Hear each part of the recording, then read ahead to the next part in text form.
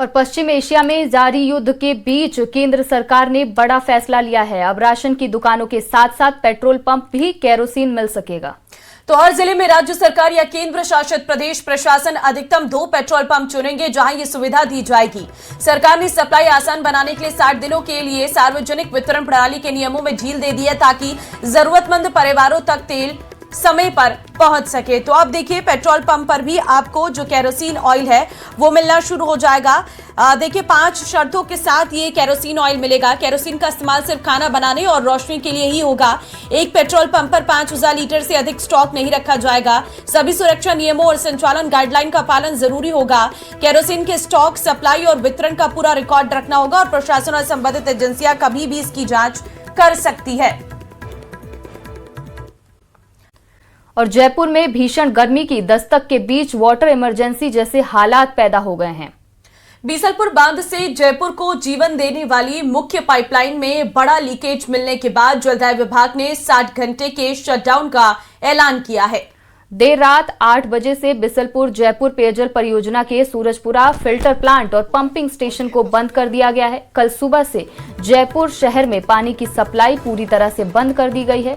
31 मार्च सुबह से सामान्य पानी की सप्लाई शुरू होने की उम्मीद है। बताया जा रहा है कि पाइपलाइन में बड़ा लीकेज हो गया। इस लीकेज से रोजाना हजारों लीटर पानी बर्बाद हो रहा था। इसके अलावा Bisalpur Jaipur drinking water project के सालाना मेंटेनेंस का काम भी लंबे समय से लंबित था और भीषण गर्मी से पहले पाइपलाइन की मरम्मत करना जरूरी है ताकि आने वाले दिनों में निरंतर और सुचारू रूप से पानी की सप्लाई बनी रहे।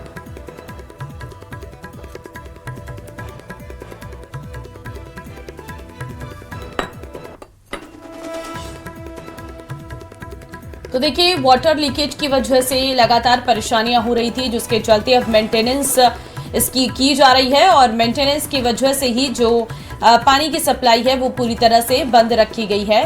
तो अभी कुछ दिन आपको इसी तरह की दिक्कत का सामना करना पड़ेगा और फिर उसके बाद वापस एक बार पाइपलाइन को सही करने के बाद इसे खोल दिया जाएगा।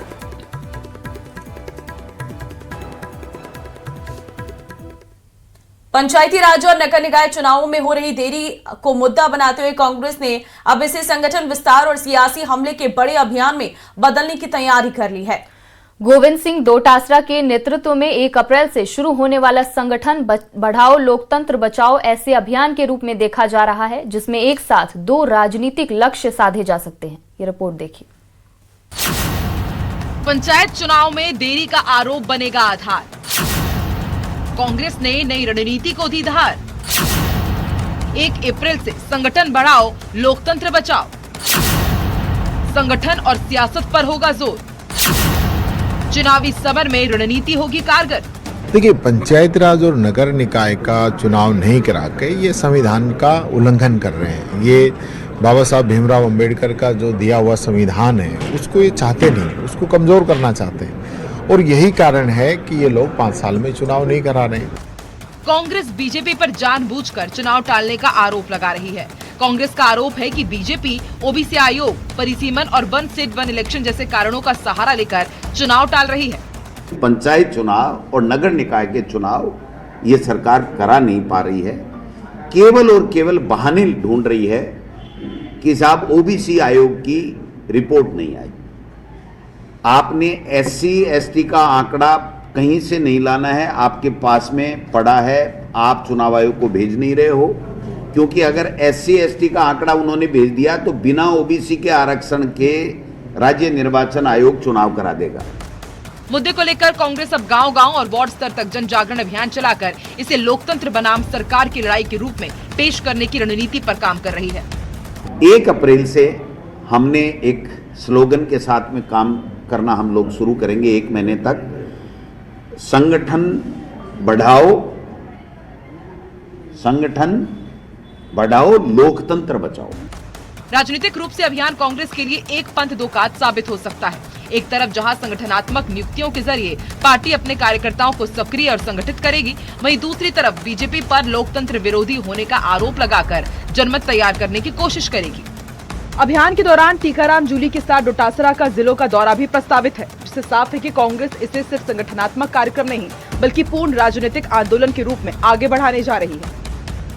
फिलहाल जिस हिसाब से जो पंचायत चुनाव को लेकर के राज्य सरकार की ओर से बातें की जा रही हैं, चाहे वन स्टेट वन इलेक्शन की बात हो, चाहे SIR की बात हो, परिसीमन की बात हो, इन तमाम मुद्दों को लेकर के कांग्रेस 1 महीने तक ग्राउंड जीरो पर सरकार को घेरने की कोशिश करेगी। देखना यह होगा कि इस अभियान के जो नतीजे हैं उनके जिस हिसाब से दावे किए जा रहे हैं उस हिसाब से आते हैं या नहीं। कैमरा पर्सन मान सिंह के साथ में अरबाज अहमद, न्यूज़ 18 के लिए जयपुर से।